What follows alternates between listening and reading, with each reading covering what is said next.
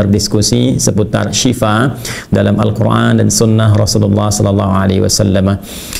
Untuk itu penting untuk kita batasi beberapa hal-hal yang mungkin kita akan bahas, sehingga pembahasan kita akan terpusat pada topik yang insya Allah kita dalami. Dan untuk itu izinkan kami membagi pada 3 tahapan penting.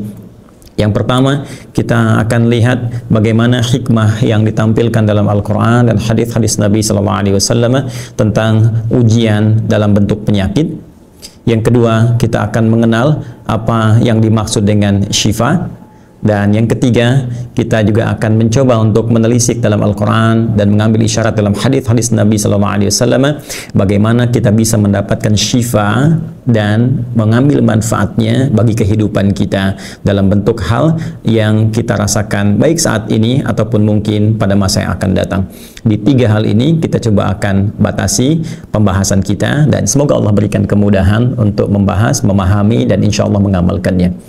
Yang pertama, kita akan coba lihat dulu bagaimana hikmah yang diisyaratkan dalam Al-Quran dan hadis-hadis Nabi Sallallahu Alaihi Wasallam terkait dengan ujian, khususnya dalam bentuk penyakit. Ya, seperti boleh jadi dibahas juga oleh para guru-guru kita yang lain, baik masyayikh, ustadz, ataupun yang lainnya, bahwa setidaknya ujian dalam bentuk penyakit itu ada 3 hikmah yang bisa kita gali atau bisa kita dapatkan. Yang pertama, ujian berupa penyakit setidaknya ditujukan oleh Allah Subhanahu wa Ta'ala untuk membangun ketaatan, ya, membangun ketaatan dan kedekatan seorang hamba atau taqarrub, ya, kepada Allah Subhanahu wa Ta'ala. Biasanya ada 2 golongan yang diuji oleh Allah Subhanahu wa Ta'ala dengan hikmah yang pertama ini. Golongan yang pertama adalah terdiri dari hamba-hamba Allah yang saleh, baik dari kalangan puncak, misalnya para nabi ataupun rasul, ya. Juga dialami misalnya para ulama dan yang terkait, ya. Atau juga boleh jadi bisa dialami pada golongan yang kedua, di nabi, rasul, atau golongan orang biasa dari kalangan yang saleh. Nanti batasan saleh bisa kita rinci lagi dalam Al-Quran, ya. Kemudian ada yang kedua, golongan yang kedua, ada orang yang memang diinginkan oleh Allah Subhanahu wa Ta'ala untuk kembali mendekat kepada Allah lewat jalur taubat, ya, lewat jalur taubat. Biasanya ada orang-orang yang menyimpang, kemudian diujikan dengan penyakit tertentu, dan Masya Allah dengan penyakit ini dia bisa mengambil hidayah dari Allah Subhanahu wa Ta'ala, bahkan bertransformasi, merubah dirinya dari yang tadinya banyak salah, kini meningkat kemudian menjadi hamba yang saleh. Kita ambil contoh dari hikmah yang pertama ini, teman-teman sekalian. Misal kita turunkan di Quran surah ke-21 misalnya, surah 21, surah Al-Anbiya, ya, tentang para nabi, beberapa nabi, ya. Jadi ada nabiyin, ada anbiya, ya, keduanya jamaah tapi memiliki penunjuk yang berbeda, dilalah yang tidak sama, ya. Al-Anbiya itu jamaah, sifatnya taksir dari nabi, ya, hanya menunjuk pada beberapa, tidak seluruhnya. Sedangkan nabiyin itu menunjuk jamak mudzakkar salim, menunjuk pada keseluruhan. Jadi kalau misalnya kita temukan kata Al-Anbiya, ini kan di Al-Quran surah ke-21, ini menunjuk pada beberapa nabi yang dikisahkan di surah ini, walau tidak seluruh nabi. Tapi kalau kita temukan kata nabiyin misalnya di Quran surah ke-4 An-Nisa di ayat ke-69, Allah menjanjikan bahwa orang-orang yang taat kepada Allah dan taat pada petunjuk Rasulullah sallallahu alaihi wasallam, wa may yuti'illaha wa rasul, siapa yang mampu menaati Allah semampu dia, sebaik yang bisa dia usahakan saat hidup di dunia, wa rasula, dan mengikuti petunjuk-petunjuk Rasul dalam membimbing kehidupannya supaya lebih baik, ya, maka apa yang Allah berikan kepada mereka, wa may yuti'illaha wa rasula fa ulaika ma'al ladzina an'ama Allahu 'alaihim minan nabiyyin, maka mereka akan diberikan apresiasi oleh Allah Subhanahu wa Ta'ala saat kembali kepada Allah, ditempatkan di satu surga, dan di surga itu kelak mereka akan berjumpa bersama seluruh para nabi yang pernah bertugas di bumi. Minan nabiyyina was-siddiqina wasyuhada'i was-salihin. Ada para nabi, kan? Ada orang-orang jujur, ada para syuhada, orang-orang saleh yang berkumpul di tempat itu keseluruhannya, dari Nabi Adam alaihi salam sampai Nabi Muhammad sallallahu alaihi wasallam. Nah, karena surahnya Al-Anbiya, beberapa nabi, maka di antara sekian nabi yang dikisahkan di dalam surah ini, ada di ayat ke-83 sampai dengan ayat 84, ya, dikisahkan seorang nabi, seorang rasul yang diuji oleh Allah Subhanahu wa taala dengan penyakit. Ya, dengan penyakit. Ya, dan ini sangat populer kita ketahui bersama, yaitu kisah tentang Nabi Ayub alaihissalam.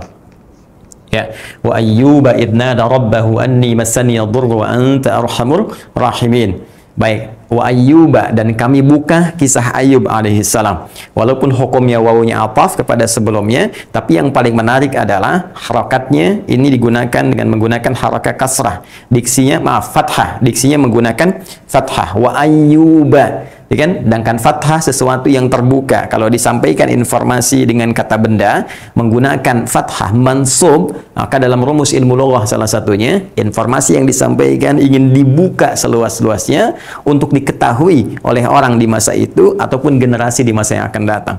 Jadi kalau kita kembali kepada ayat ini, seakan Allah ingin menyampaikan wa ayyuba, dan kami buka kisah Ayub alaihissalam untuk menjadi inspirasi baik bagi hamba-hamba Allah di masa itu saat ayat diturunkan ataupun di masa yang akan datang sampai kapanpun ketika mereka mengalami situasi yang sama seperti Ayub, bagaimana Ayub alaihissalam mendekat kepada Allah untuk mendapatkan rahmat dan karunia Allah Subhanahu wa taala. Apa yang diujikan oleh Allah kepada Nabi Ayub alaihissalam? Ya, wa ayyuba idnada rabbahu anni masani yadhurru wa anta arhamur rahimin. Dan kami buka kisah Ayub alaihissalam ketika beliau mulai bermohon, meminta kepada Allah Subhanahu wa taala, dan di antara permohonannya itu anni masani yadhurru. Ya Allah, penyakit yang Engkau ujikan kepadaku ini telah menghambat aku untuk menunaikan ibadah sempurna kepadamu, telah menyakiti aku, ya. Jadi saya ingin arahkan teman-teman sekalian, konteks di sini Nabi Ayub ini diuji tidak dalam fase yang sangat ringan, ya, dalam jangka yang sangat pendek, tidak, tapi cukup panjang, ya, dari mulai ujian asetnya habis semuanya, kemudian anak-anaknya meninggal keseluruhannya, dan kemudian baru diujikan dengan penyakit. Dan ini bukan setahun, 2 tahun, 3 tahun, ya, ada yang menyebutkan bahkan sampai 20 tahun gitu.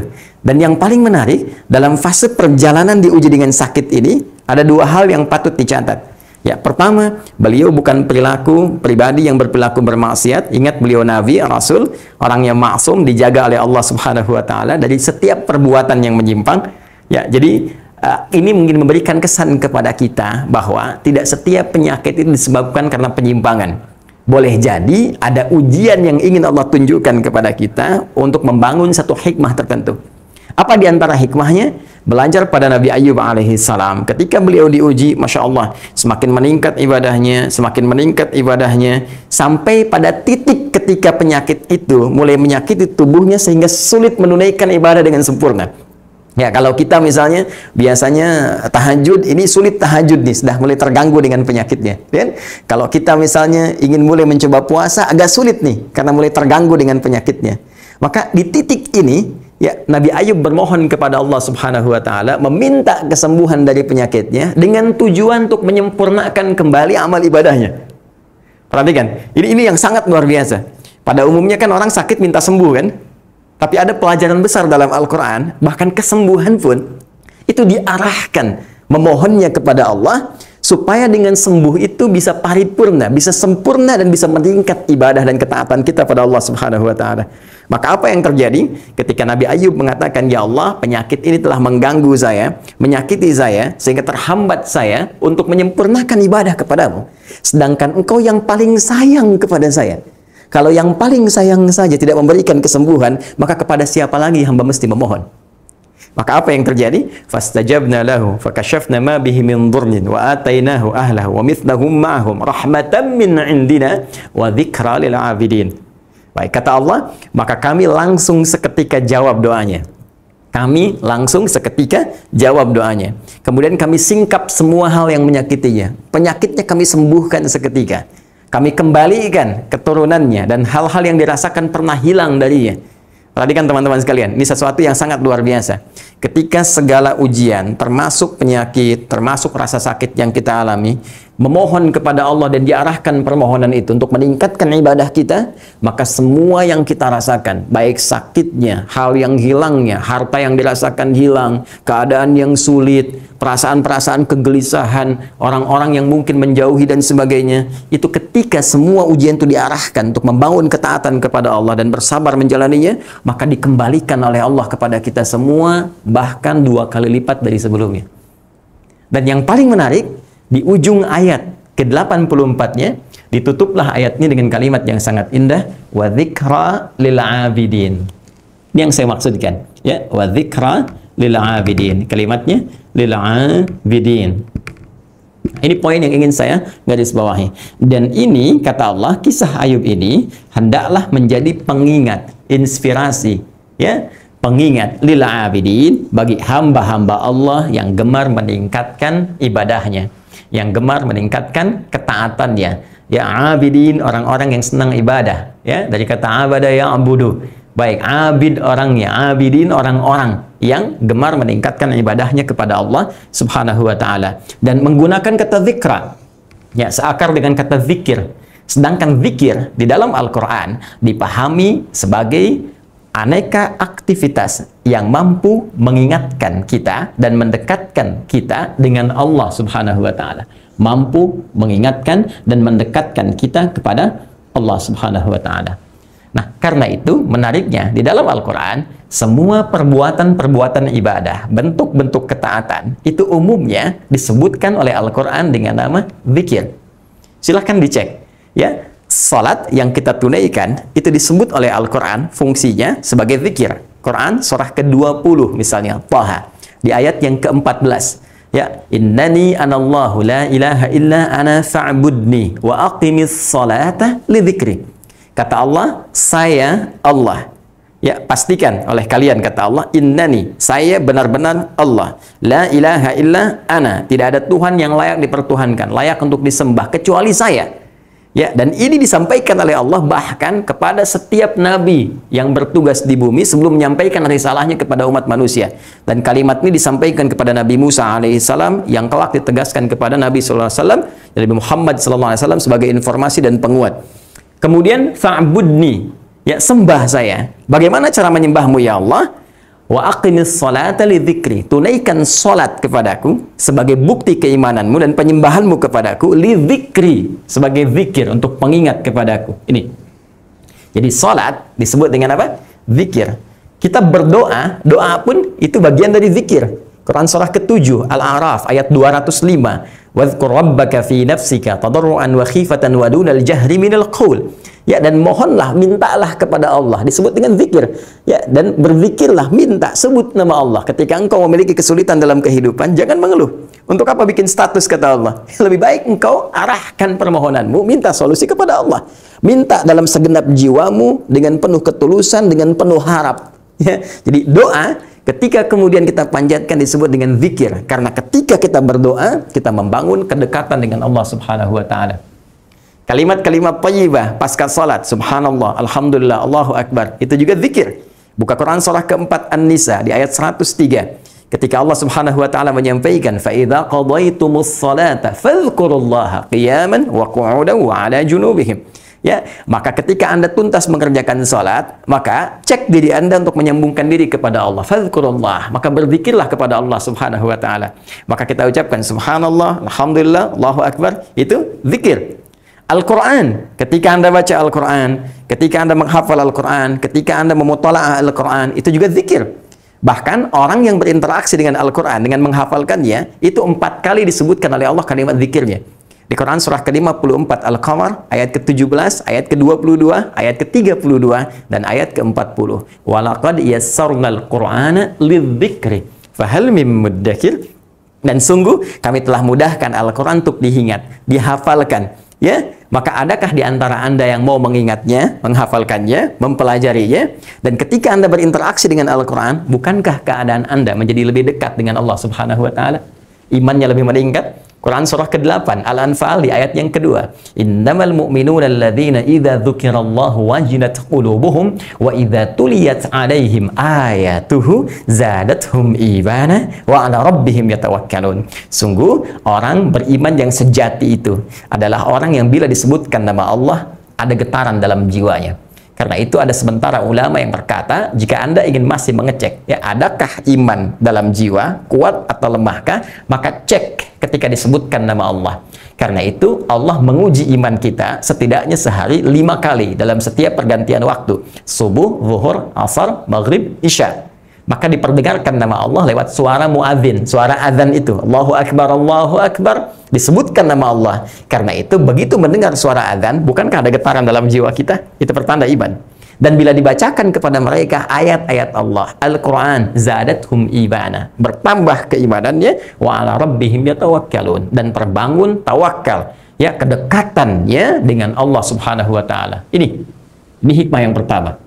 Ya, karena itu ini fitrah dalam kehidupan kita. Kalau diuji dengan penyakit, bukankah insan beriman semakin bertambah pendekatannya kepada Allah? Minimal dia berdoa kan? Setelah itu dia berzikir kan? Ya, kadang-kadang ada yang menambah sholatnya sampai ke ibadah sunnahnya, kan? Sampai rajin baca Al-Quran. Karena itu ada ungkapan kurang lebih demikian. Jika dengan penyakit pun Anda belum ingat kepada Allah, Anda belum mampu mau mendekat kepada Allah, maka dengan cara apa lagi Anda mesti diuji? Dengan cara apa lagi Allah memfasilitasi kita untuk lebih mendekat kepada Allah Subhanahu wa taala? Dalam hal ini Nabi pernah menyampaikan, innallaha idza ahabba 'abdan ibtalah. Sungguh Allah itu kalau sedang mencintai seorang hamba, maka diberikan ujian kepadanya. Bukankah ujian mendekatkan seseorang kepada Allah? Quran surah kedua Al-Baqarah di penghujung ayat 153. Innallaha ma'as sabirin. Sungguh Allah itu akan bersama orang-orang sabar. Siapa orang sabar itu? Orang sabar itu orang yang diuji. Ya, di ayat ke-155-nya. Walanabluwannakum bisyai'in minal khaufi wal ju'i wa naqsin minal amwali wal anfusi wath thamarat wa basyiris sabirin.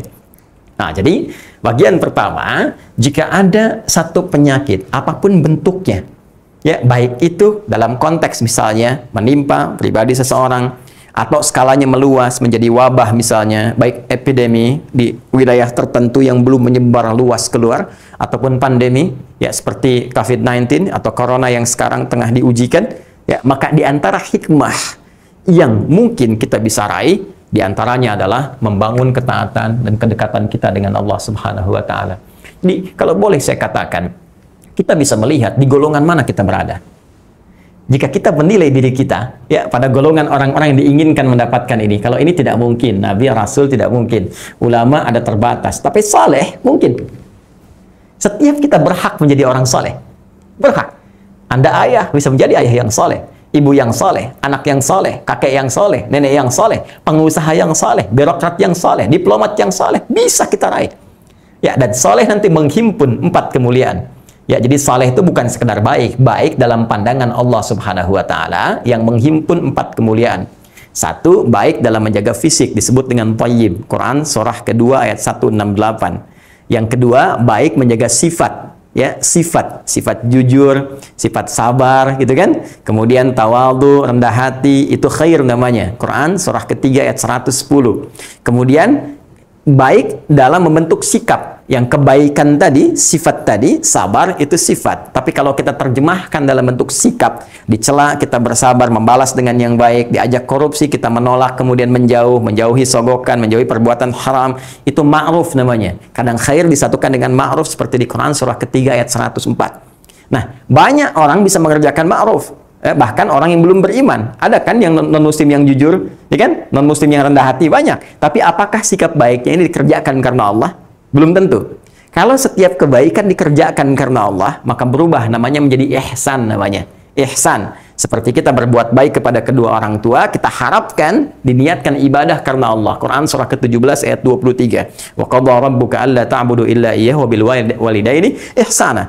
Jadi kalau kita gabungkan thayyib, khair, ma'ruf, ihsan. 4 kebaikan ini. Menjaga keadaan diri dengan baik, bersifat yang baik, bersikap yang mulia, dikerjakan karena Allah. Bekerja karena Allah. Karena itu, Anda menjauhi perbuatan-perbuatan buruk dalam pekerjaan. Jauhi korupsi, jauhi tipu-menipu, jauhi sogok-menyogok, jauhi hal yang tidak baik. ketika dikerjakan karena Allah membentuk empat ini, ya, thayyib, khair, ma'ruf, ihsan, maka gabungan empat ini disebut dengan saleh namanya. Ya, karena itu fitrah setiap orang tua menginginkan anaknya saleh, bahkan sejak anak itu dalam kandungan. Quran surah ke-7 di ayat ke-189 di ujung ayatnya, ya, ketika Allah menyampaikan falamma taghashaha hamalat hamlan khafifa wa marrat bi, ya, falamma athqalat da'awallaha rabbahuma la in ataitani salihah, ya, la in ataitana salihah lanakunanna minasyakirin. Ya Allah, jikalau Engkau anugerahkan kami anak yang saleh kelak, ya Allah, kami akan sangat bersyukur kepadamu. Nah, ini poinnya. Jadi kita bisa cek, ya Allah, saya selama ini menjaga diri, nggak pernah saya korupsi, nggak pernah mencuri, nggak pernah nipu orang dan sebagainya. Kenapa kemudian saya diuji dengan penyakit COVID-19 ini dan sebagainya? Hei, lihat dulu. Mungkin di balik itu ada anugerah. Seperti Allah Subhanahu wa Ta'ala memberikan anugerah pada para nabi terdahulu bahkan. Jangankan Anda, Nabi pun pernah sakit, Rasul pernah sakit. Nabi sakit, Rasul sakit, tabi'in sakit, sahabat sakit, ulama sakit. Anda Nabi bukan, Rasul bukan, tabi'in bukan, sahabat bukan, ulama bukan. Lantas Anda tidak ingin sakit, Anda siapa? Dan ketika Allah memberikan ujian, Masya Allah, yang nilainya diberikan serupa, walaupun kadarnya mungkin tidak sama, tapi diberikan satu hal anugerah terindah yang orang dulu pernah merasakannya untuk meningkatkan ketaatan dan ibadah kita kepada Allah. Boleh jadi pada saat itu kita diinginkan untuk lebih dekat dengan Allah Subhanahu wa Ta'ala. Dan tidak ada kenikmatan yang menjadi puncaknya kecuali saat seorang hamba memiliki kedekatan tersendiri dengan Allah Subhanahu wa Ta'ala. Oh, kalau sudah begitu tuh enak banget tuh. Ya, dulu ketinggalan sholat fardu itu biasa-biasa. Nanti kalau sudah dekat dengan Allah, tertinggal sholat sunnah, merasa gelisah. Ya, merasa gelisah. Masya Allah. Dulu puasa yang dikerjakan tuh nunggu Ramadan. Ya. Bahkan ada orang baru sahur dan hanya buka jam berapa? Nanti kalau sudah terasa kedekatan dengan Allah, itu jangankan yang fardu, yang sunnah itu tertinggal, aduh, gelisahnya luar biasa.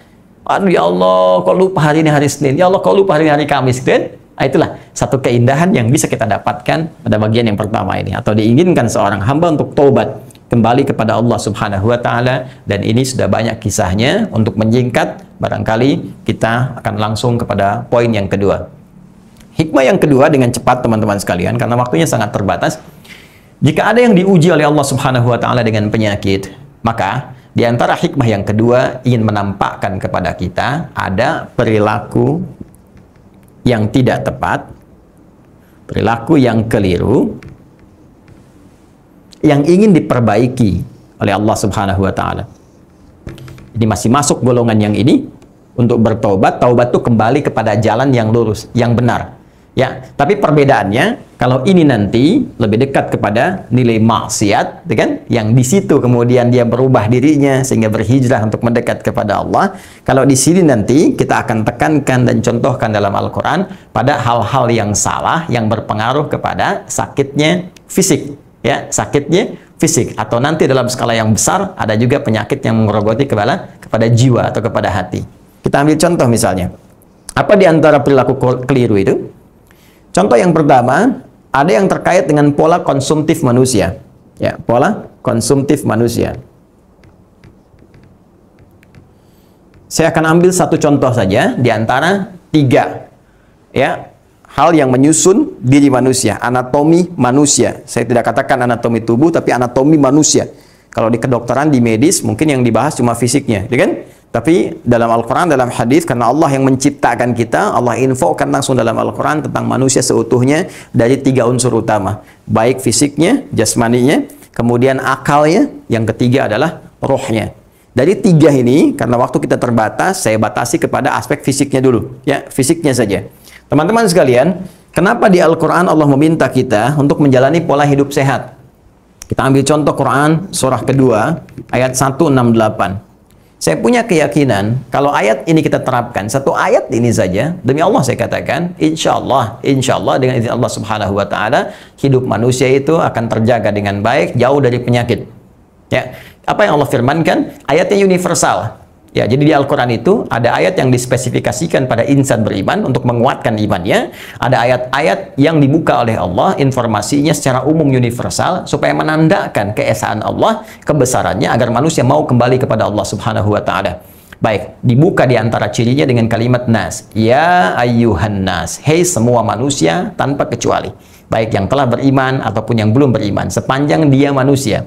Ya ayyuhan nas. Hei semua manusia. Saya mau sedikit tajamkan. Ya, mohon fokus baik-baik di sini. Kita gali dulu diksi Al-Qur'annya. Iya, itu setidaknya disebutkan sebanyak 360 kali dalam Al-Quran. Disebut dengan harfun nida. Huruf panggilan. Dalam ilmu Nahwu, ada 14 huruf panggilan. Ya, ada aya, ada a, ada wa, ada ya, dan seterusnya. Ya, di dalam Al-Quran, itu hanya digunakan satu huruf ini saja. Ya saja, yang lain tidak digunakan.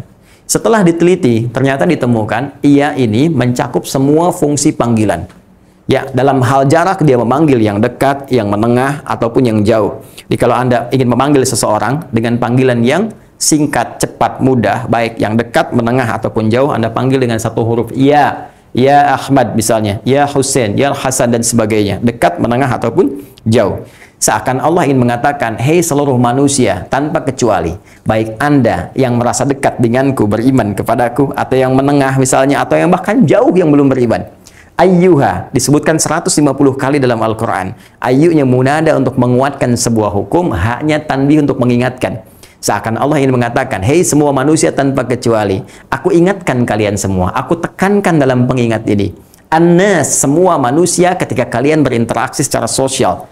Karena ada setidaknya 5 nama dalam Al-Quran bagi penunjuk manusia. Satu, bashar, menunjuk kepada komponen nafsu dan tampilan manusia yang beda dengan binatang. Disebutkan 35 kali dalam Al-Quran. Yang kedua ada al-insan, disebutkan 65 kali dalam Al-Quran yang menunjuk bagaimana manusia mengatur totalitas aktivitasnya.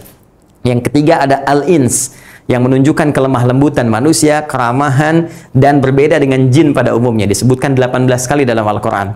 Kemudian ada Bani Adam, yang menunjuk pada genetika manusia yang tersambung pada Nabi Adam alaihissalam. Disebutkan 7 kali dalam Al-Quran. Namun di sini Allah tidak menyebutkan ya ayyuhal insan, ya ayyuhal bashar, ya ayyuha misalnya al-ins, ya ayyuha bani Adam. Tidak. Yang Allah katakan, yang Allah firmankan ya ayyuhan nas, menunjuk pada seluruh manusia tanpa kecuali terkait dengan sifat sosialnya dalam berinteraksi. Ya, dalam hal dia berkomunikasi, dalam hal dia berinteraksi dengan orang lain, bermuamalah, termasuk mencari bagian-bagian kehidupan untuk makan, bekerja, dan sebagainya.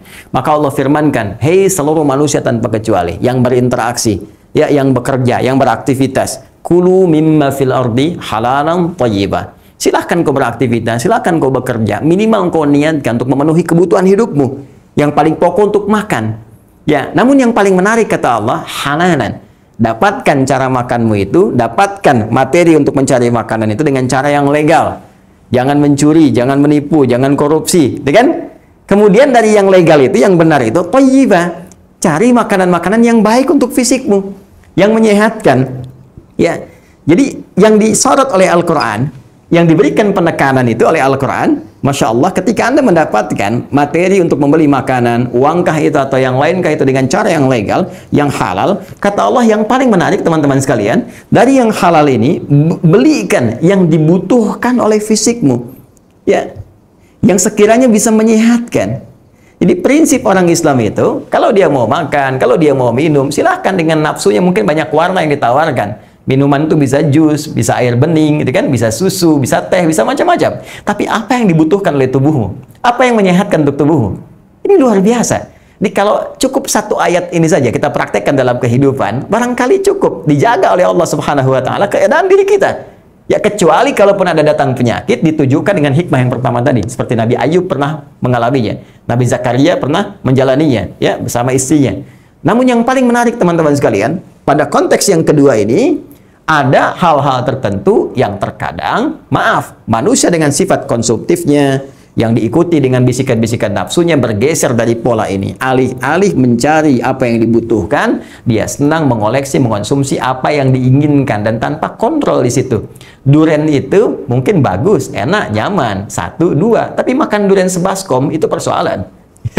Sambal itu enak, ya, dicoel mungkin untuk 1, 2 bagian. Tapi kalau Anda makan sambal sampai semangkok, jadi persoalan, ya kan? Nah, kadang-kadang ini pula yang menimbulkan persoalan sehingga menjadikan datangnya penyakit. Ini perilaku yang keliru, perilaku yang tidak sehat.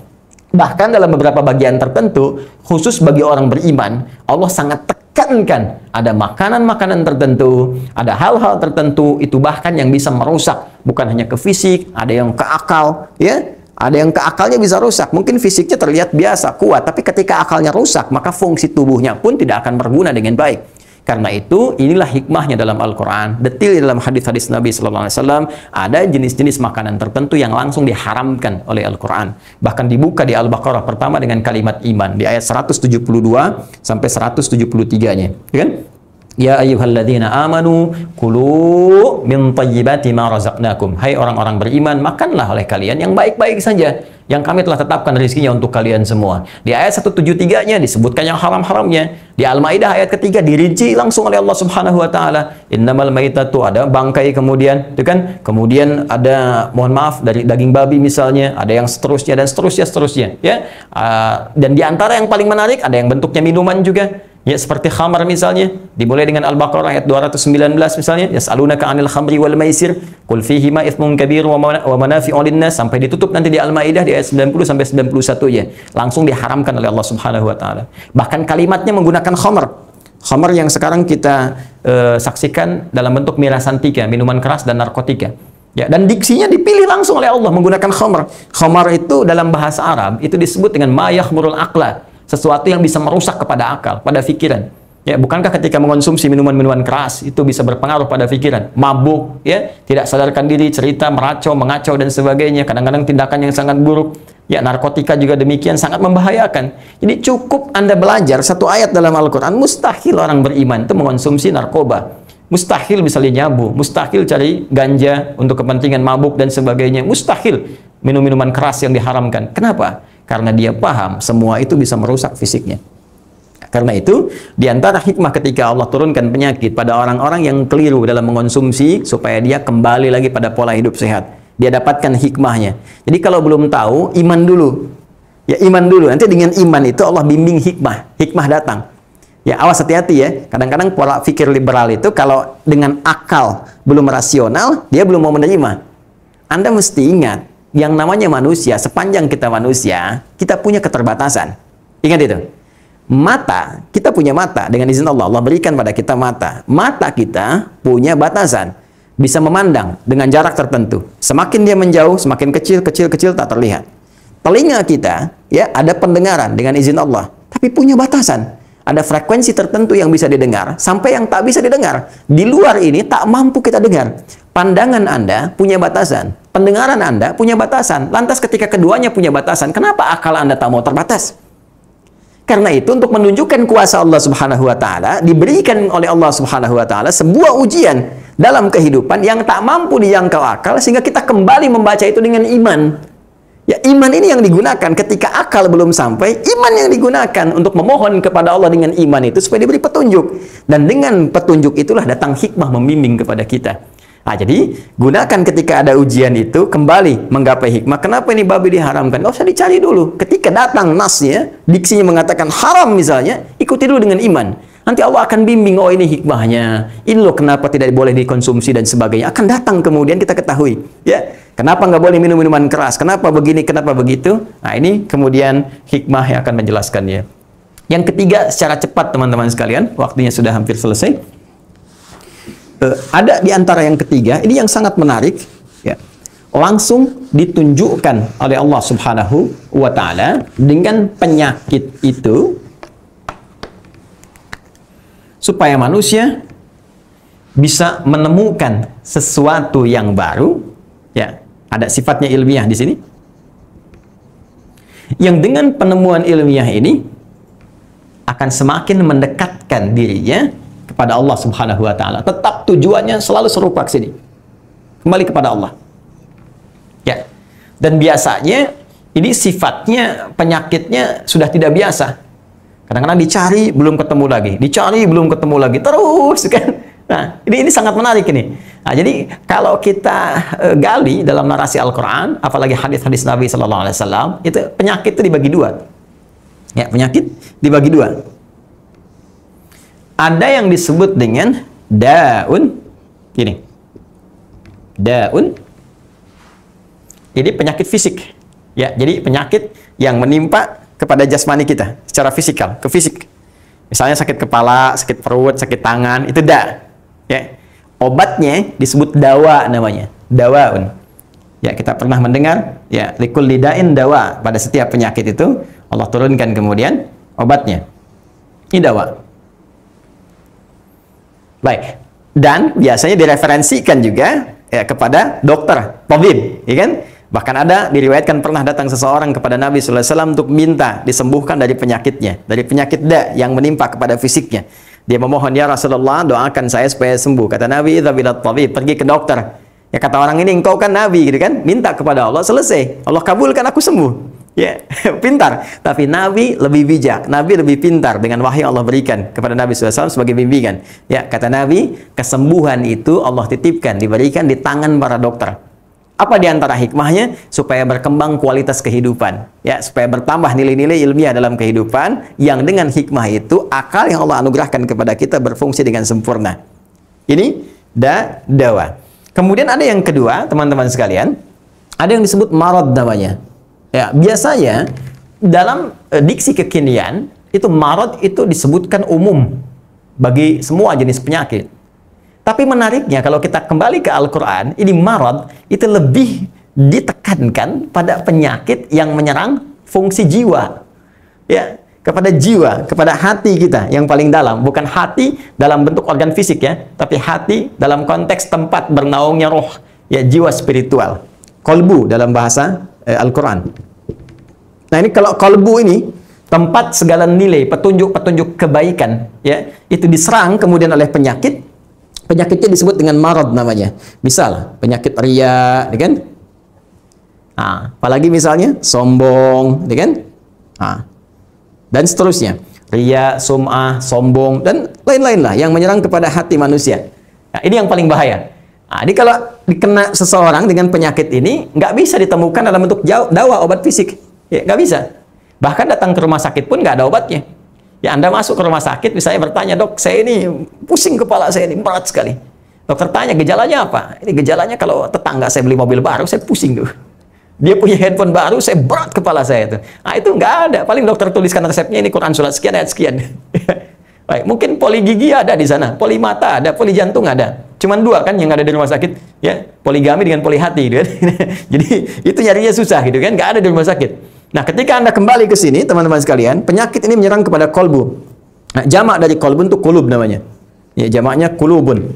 Nah, buka Quran surah ke-2 Al-Baqarah di ayat 10. Ya, orang-orang munafik itu di hatinya ada penyakit. Orang munafik tuh orang yang sombong, orang yang riya, sedikit ibadahnya, ya kan? Mohon maaf sekali apa yang dia katakan nggak sama dengan isi hatinya. Maka Allah sampaikan fi qulubihim marad.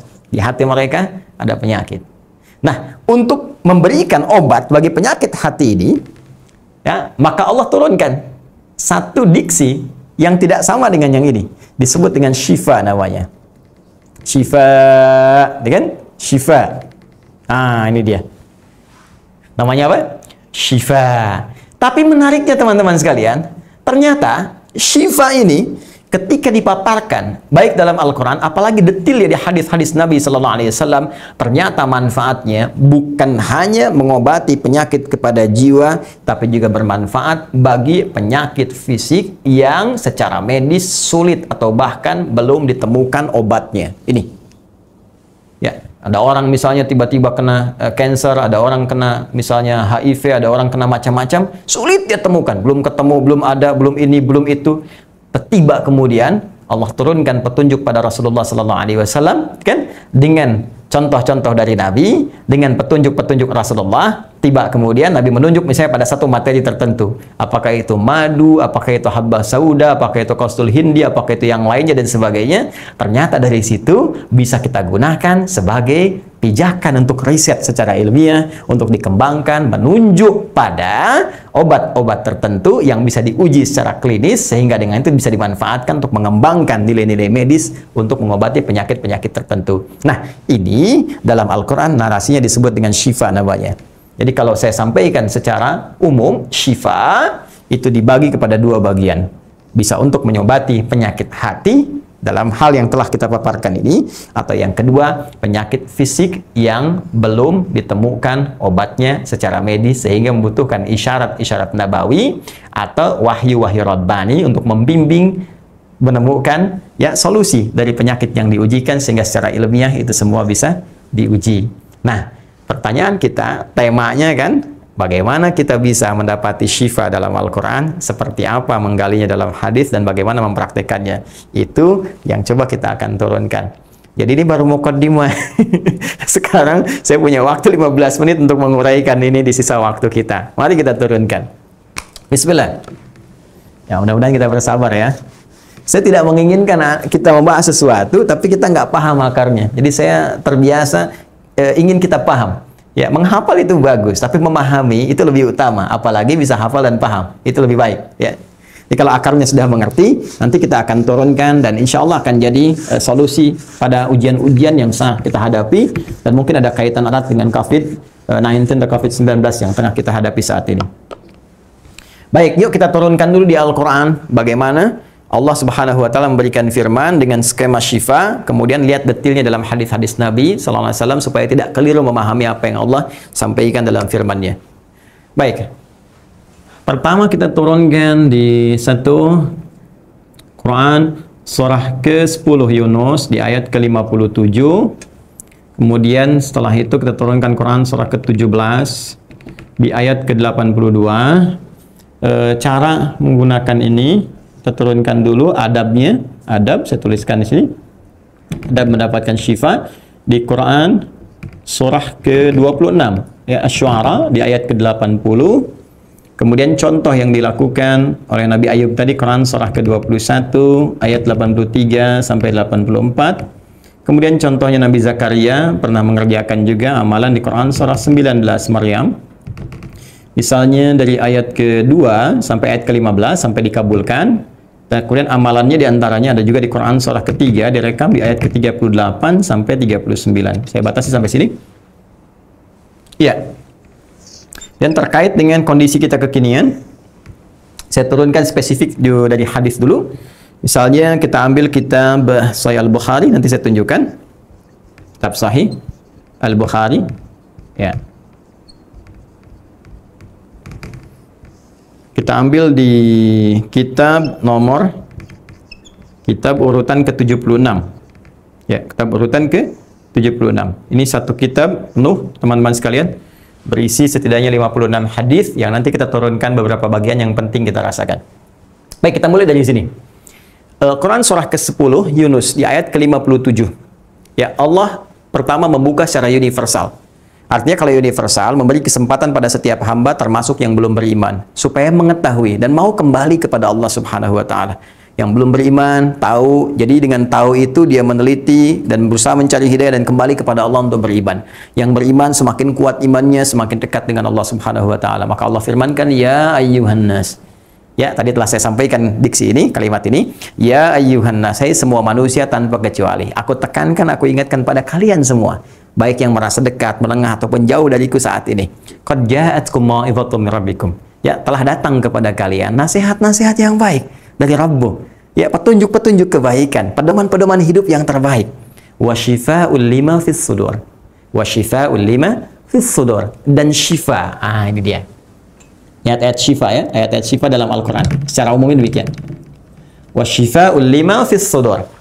Dan aku turunkan kata Allah ya di antara ayat-ayat pedoman-pedoman hidup itu, ya kan? Petunjuk-petunjuk kehidupan itu, nasihat-nasihat yang baik itu, ada yang fungsinya menjadi syifa, obat lima fis sudur, yang bagi ya satu bagian sumber kehidupan yang ada dalam jiwa kalian, ya di dada kalian. Itu di balik sudur itu qalbun. Ya, makanya setan itu menggoda kolbu yang ada dalam sudur. Alladzi yuwaswisu fi sudurin nas. Ya, kata Allah, ada obat bagi keadaan hati kalian, jiwa kalian, saat sedang gelisah, saat sedang nggak enak, sedang futur, sedang jauh, ya, sedang menghadapi persoalan, waduh pusing, kadang-kadang gelap dan sebagainya. Apa yang harus kita kerjakan?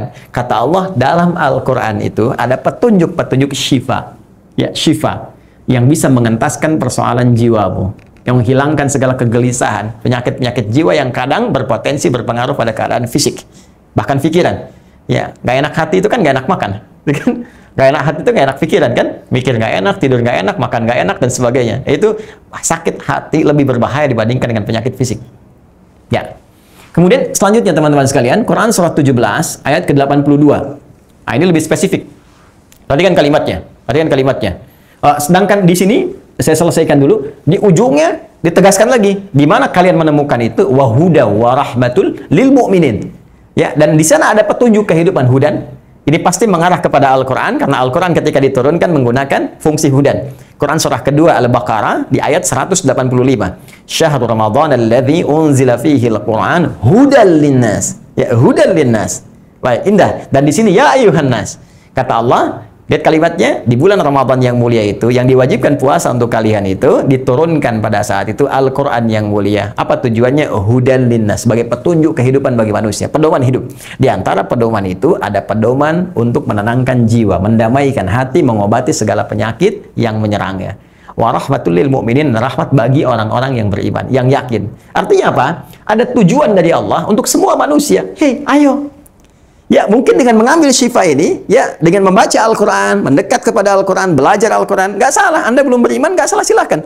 Boleh buka Al-Quran, ya, pelajari, ya, pahami dengan baik, dan tidak dipaksa. Mau beriman, Alhamdulillah, ya, tidak beriman, itu pilihan Anda dengan segala konsekuensinya. Hanya di Islam ajaran yang sangat indah, toleransi yang sangat tinggi.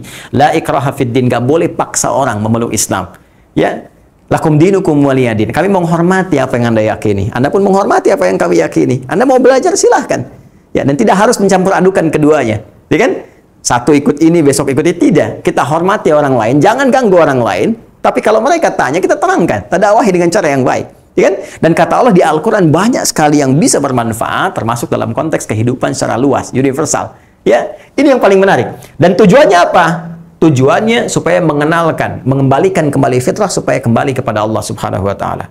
Nah, dalam konteks hal yang umum sifatnya, yang menyerang fisik kemudian sulit untuk diobati, diantaranya dari Quran surat 17 ayat 82 secara umum, wa nunazzilu minal qur'ani ya ma huwa syifaa.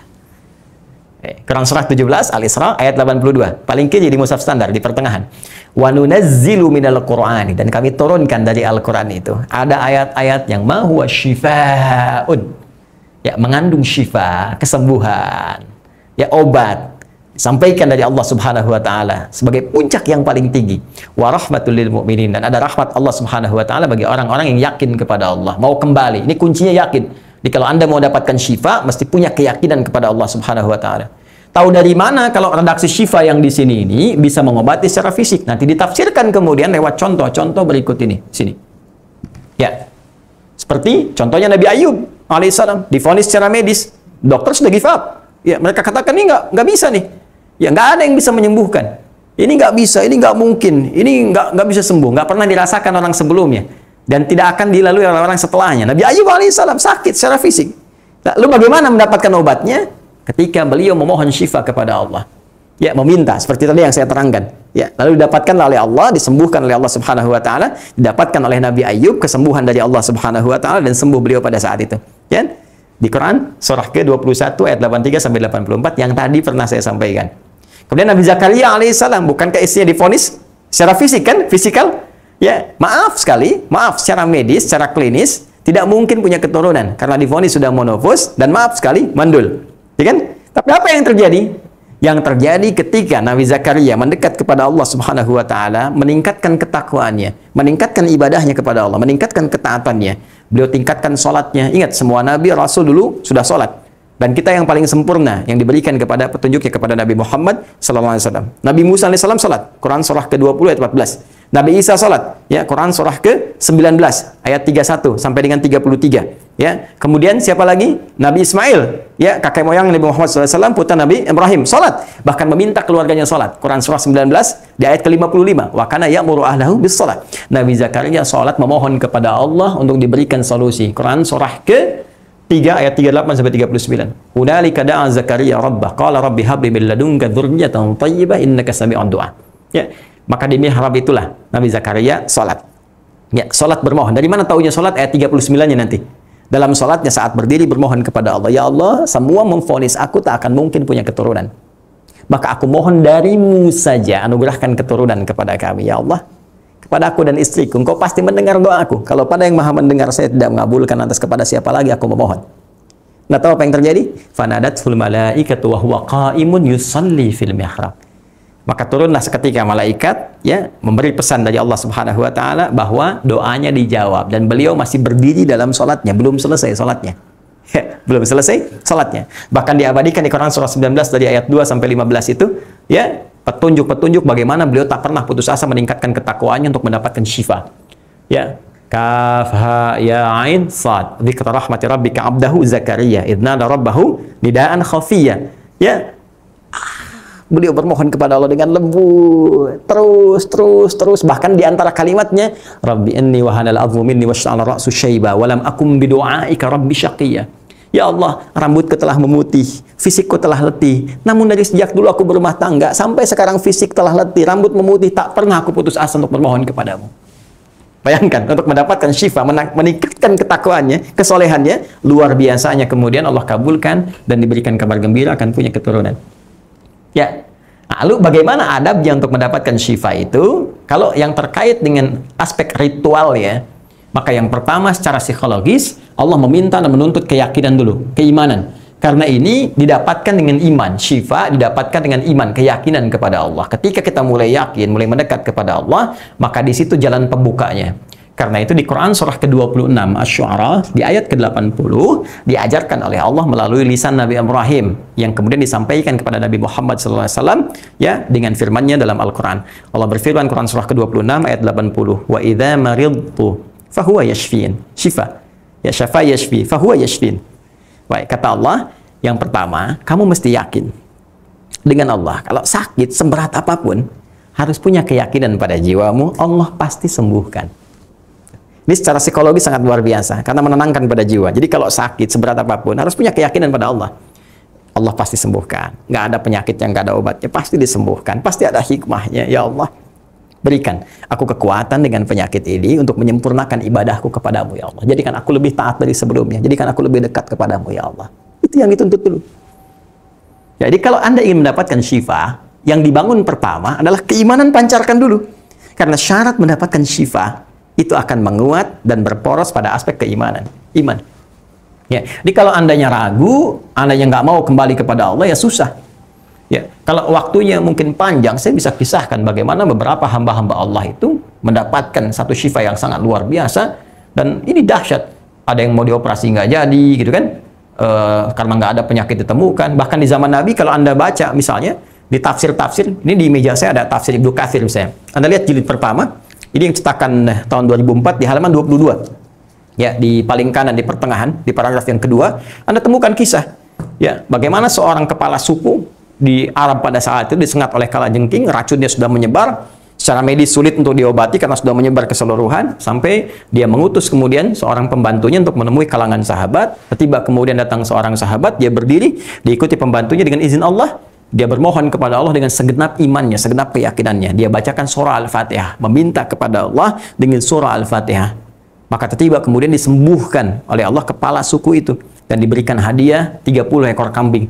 Diberikan kemudian minuman susunya. Lantas mereka berdiskusi, gimana bisa seperti ini? Dari mana taunya kamu? Jangan banyak komentar dulu. Kita datang kepada Nabi, kita minta pendapat. Begitu datang, ya, falamma qadimna ila Nabi sallallahu alaihi wasallam, maka ketika mereka datang kepada Nabi sallallahu alaihi wasallam, Nabi tersenyum dan mengatakan, tahu dari mana kamu kalau surat itu dengan izin Allah bisa menyembuhkan? Ya, maka disinilah asalnya surah Al-Fatihah diantaranya disebut dengan Asy-Syafiyah, ya, yang bisa mendatangkan syifa. Asy-Syafiyah dari kata syifa, kan? Syafa yashfi syifaan, syafian wa syafiyah.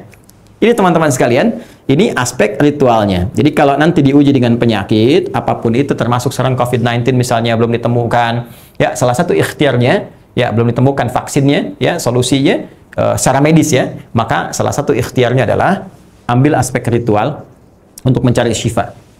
Ya, jadi tingkatkan imunitas iman kita, sehingga dengan imunitas iman itu fisik kita pun akan menjadi lebih tangguh lagi, lebih kuat lagi. Karena yang paling penting dalam tubuh kita itu adalah roh, kekuatan spiritual. Itu butuh nutrisi. Seperti fisik butuh makanan, minuman. Kalau nggak makan, minum lemas. Ya, akal butuh makanan, minuman, yaitu melalui pengetahuan. Kalau nggak belajar, nggak baca, itu bisa mati sel-sel yang ada di otak kita. Pun demikian teman-teman sekalian, roh kita butuh nutrisi. Dan tiada lain adalah ibadah. Ketika Anda tingkatkan, maka roh akan memberikan pengaruh kepada tubuh, kekuatan, kebaikan. Ini yang memberikan dorongan fisik lebih kuat, lebih tangguh. Kekuatan spiritual. Ya, jadi bukan menjauh. Kalaupun kemudian masjidnya ada yang ditutup karena kondisi tertentu, kita hormati putusan itu, tapi tingkatkan ibadah dalam rumah kita. Sholat berjamaah, Quran dihidupkan, ngaji dan sebagainya, itu bagian pertama, pendekatan spiritual. Lantas bagaimana sekarang pendekatan ilmiahnya? Ya, saya punya berapa menit lagi ya? Masih ada 1 menit. Ya, mohon izin ya panitia, boleh boleh misalnya 5 menit? Aduh Ustaz. Boleh ya? Nah, Anda kan tinggal tafadhol aja. Saya yang nerangkan, baik. Bismillah. Oke, kita ambil sisi yang keduanya ya, secara ilmiahnya. Ini sebagai penutup teman-teman sekalian. Di sini saya akhiri ya. Nah, ini dari segi ritualnya kita sudah dapatkan. Sekarang bagaimana dari sisi ilmiahnya? Nah, ini yang paling menarik ini. Dan ini aspek yang paling mungkin bisa dikaji secara rasional ya, yang lebih mudah dibandingkan dengan aspek ritual. Ya, ini yang bisa juga memberikan dampak kalau kita benar-benar mengkajinya, ya bertambahnya kedekatan dan keyakinan kita pada ajaran-ajaran dan petunjuk Islam. Baik, saya langsung saja. Secara ilmiah, terkadang Allah memberikan informasi kepada Rasulullah SAW akan materi-materi tertentu dalam kehidupan. Ya, bisa sifatnya makanan misalnya, yang berasal dari tumbuhan, atau manfaat hewan tertentu dan sebagainya, yang ini mengandung syifa. Ya. Yang dengan penjelasan keterangan ini tujuannya seperti yang saya sampaikan tadi untuk meningkatkan kualitas manusia secara ilmiah, dan dengan peningkatan ini terbangun keyakinan untuk mendekat kepada Allah Subhanahu wa taala sebagai penyembuh yang paling utama. Maka saya beri contoh misalnya langsung dari keterangan-keterangan ini, penjelasan Nabi SAW yang menariknya, penjelasan Rasulullah ini bahkan dikodifikasikan, dikumpulkan oleh Al-Imam Al-Bukhari dalam kitabnya yang kita kenal dengan Sahih Al-Bukhari ya, atau nama lengkapnya Al-Jami' As-Sahih Al-Musnad Al-Mukhtasar min Umuri Rasulullah SAW wa sunanihi wa ayyamihi. Ya, ini mohon izin saya tidak bermaksud untuk menyampaikan saya tahu misalnya judul lengkap, bukan. Saya ingin tunjukkan sebuah pesan bahwa para ulama itu ketika menulis kitab ini ingin memberikan kesan petunjuk umum dari namanya. Jadi Anda harus bisa bedakan banyak kitab hadis. Kenapa yang ini disebut sunan? Kenapa ini mu'jam? Kenapa ini jami'? Gitu kan?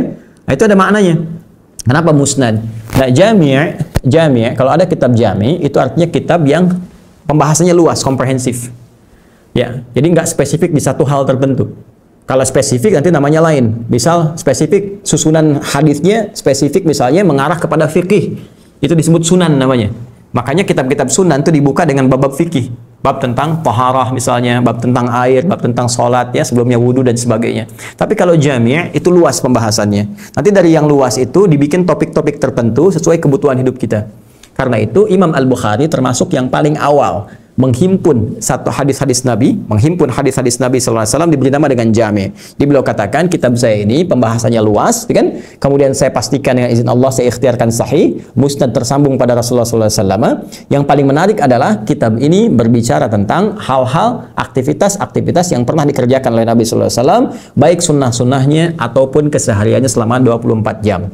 Nah, keterangan ini yang beliau hafalkan, beliau himpun dibagi ke dalam 97 pembahasan. Disebut 97 kitab. Jadi dalam kitab itu ada kitab lagi 97. Disusun selama 16 tahun, ya. Kemudian disusun mula-mula di Masjid Al-Haram, disempurnakan nanti di Masjid An-Nabawi dan dijadikan sebagai hujjah ketika berjumpa dengan Allah, berhadapan dengan Rasulullah SAW. Dari 97 pembahasan ini ada kitab Badul Wahyi, Kitabul Iman, Kitabul Ilmi. Di kitab ke-76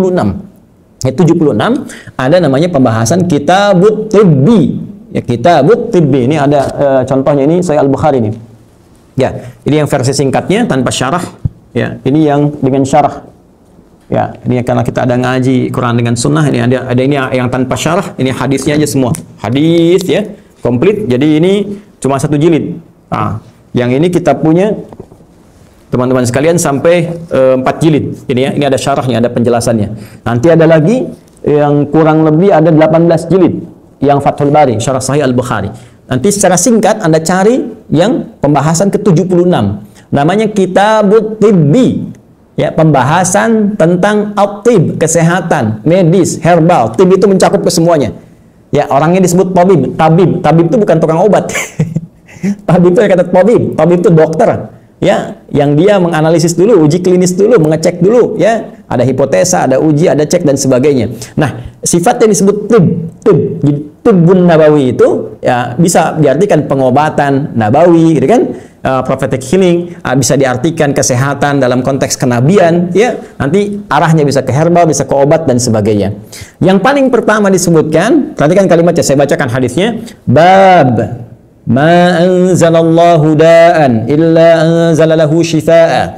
Pembahasan tentang Allah Subhanahu wa taala tidak menurunkan satu penyakit apapun. Perhatikan, da, tadi pernah saya jelaskan kan? Da lawannya dawa kan? Tapi di sini yang Allah berikan syifa lewat lisan Nabi. Ma anzalallahu da'an. Allah tidak akan pernah mengujikan penyakit apapun yang menyerang fisik kita. Ya kan? Illa anzalallahu shifaa. Kecuali Allah turunkan kemudian obat berupa syifa. Yang menarik, kenapa diksi Nabi menggunakan kata syifa bukan dawa, seakan-akan ingin memberikan kesan dengan turunnya obat dari Allah ini, dengan turunnya petunjuk dari Allah ini, jangankan fisiknya, hatinya pun bisa tentram lagi. Karena ada penyakit-penyakit tertentu sebetulnya menyerang fisik, tapi yang gelisah jiwa itu yang fatal. Seperti COVID ini. Ya, banyak orang kan semakin parah, semakin sulit, kadang-kadang bukan karena fisiknya, tapi karena pikirannya. Ketakutan yang paling dalam, kekhawatiran, kegelisahan, sehingga membentuk pola hidup yang tidak sehat. Nggak pernah keluar, di dalam aja nggak pernah olahraga. Itu yang memperparah. Alih-alih kena COVID yang harusnya kemudian sembuh, imunnya naik lagi dalam beberapa hari, tiba kemudian karena keadaan jiwanya tertutup seperti itu yang bermasalah. Karena itu kata Nabi, dalam konteks yang lebih luas, ada obat diturunkan, bukan sekedar menyembuhkan fisiknya, tapi juga bisa menenangkan keadaan jiwanya. Saya bacakan hadis yang pertama terkait dengan kalimat ini. Kata Imam Al-Bukhari, karena hadis harus bersambung kepada Nabi, disebut dengan sanad namanya. Imam Al-Bukhari itu nggak ketemu Nabi karena masanya jauh. Dari mana mendapatkan hadis? Oleh karena itu beliau sampaikan runtutan, transmisi sanadnya, infonya sampai kepada Nabi. Kata beliau, haddatsana Muhammad ibnul Muthanna. Ya, haddatsana Muhammad ibnul Muthanna, haddatsana Abu Ahmad Az-Zubairi, haddatsana Umar ibn Sa'id, ya, ibnu Abi Husainin, qala. Ya, dari mana beliau dapatkan? Haddatsani Atha ibnu Abi Rabah, haddatsani an Abi Hurairah radhiyallahu taala anhu anin Nabi sallallahu alaihi wasallam. Di Al-Imam Al-Bukhari menerima dari Muhammad ibn Muthanna, Muhammad ibn Muthanna menerima dari Abu Ahmad Az-Zubairi, Abu Ahmad Az-Zubairi menerima dari Umar bin Sa'id ibnu Abi Al-Husainin, beliau menerima dari Atha bin Abi Rabah, beliau menerima dari sahabat Abu Hurairah radhiyallahu taala anhu dari Nabi sallallahu alaihi wasallam, qala, beliau bersabda, ma anzalallahu da'an illa anzalahu shifaa. Tidaklah Allah menurunkan satu penyakit kecuali menurunkan syifa berupa obatnya. Di bab ini akan diterangkan macam-macam bentuk fisiknya. Ada yang disebutkan misalnya madu, ada yang disebutkan di situ terkait dengan habba sauda, ada yang disebutkan juga terkait dengan kastul hindi, ada cara pengobatan dengan hijamah bekam, ada dengan kay menggunakan besi yang dipanaskan dengan beberapa tertentu, dan ada juga beberapa aspek-aspek yang lainnya. Mohon maaf kalau melebihi durasi waktu yang telah ditetapkan, tapi kesimpulannya untuk mendapatkan syifa, bangun kedekatan spiritual dengan Allah Subhanahu wa taala, tingkatkan ibadah. Kemudian jangan berhenti untuk mengembangkan anugerah Allah yang diberikan lewat anugerah akal fikiran. Ya, harus selalu kita umat Islam tuh banyak ayat riset di Al-Quran. Riset. Ya, pertajam riset kita, tingkatkan semangat kita. Lihat, baik risetnya, aspek kesehatannya, riset ekonominya, peluang apa yang bisa didapatkan saat ini. Ditransformasikan, jangan kaku di satu bidang untuk berusaha. Ya, misalnya Anda usaha di bidang A, sekarang musimnya B, ya coba dialihkan dulu misalnya pada sesuatu yang bermanfaat, yang bisa menstabilkan kembali cash flow dan sebagainya. Ya, ataupun riset-riset yang lain yang bisa mengembangkan kita lebih berkualitas dalam berkehidupan. Saya kira itu yang saya sampaikan teman-teman, dan jika di kumpulan IMSA ataupun teman-teman di MISG nanti ada yang ingin bersinergi, khususnya saya berharap ada peneliti-peneliti ya, baik di Amerika, di Kanada dan sebagainya, kita bisa duduk sama-sama dan kita bisa berkontribusi pada dunia. Nah, ini kami sedang kembangkan kepada aspek yang lebih luas. Saya belum buka dulu sekarang, tapi ada sesuatu yang sangat luar biasa yang saya yakin kalau itu dikembangkan akan jadi satu hal yang mungkin bisa mengejutkan pada level dunia. Ya, karena kemarin kita uji pada satu penyakit, divonis secara medis itu meninggal, resiko kematian, resiko kematian bulan 10. Kita ujikan, saya kasih kemudian 1 bulan, ada 28 kapsul. Alhamdulillah setelah itu ternyata bisa sembuh sampai dengan sekarang dan nyaris hilang penyakitnya, dan gejala-gejala pun bisa hilang. Saya kira itu teman-teman sekalian, terima kasih.